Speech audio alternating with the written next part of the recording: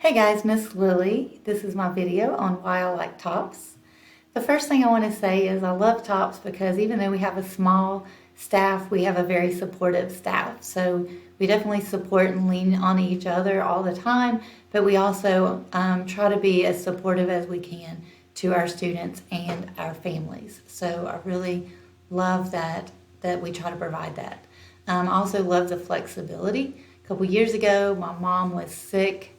She had cancer and she had to go through chemo and surgery and radiation. It was a very long year, and being at Tops allowed me to be there and support her, but I could also get my work done at the same time. So having a flexible schedule, I still had to do all my work, but I could do it in a different environment wherever I needed to be at the time. So I was thankful for that.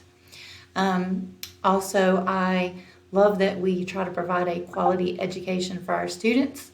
I would never want to work at a school that did not provide a quality education for students. So I love the fact that students can get as much as they want out of their education here, but we provide the best that we can for our students to get those opportunities. And we've had some students who have really excelled and done great things, and I am thankful that an online public school like Tops was able to provide the same opportunity as any other school. So thank you, Tops.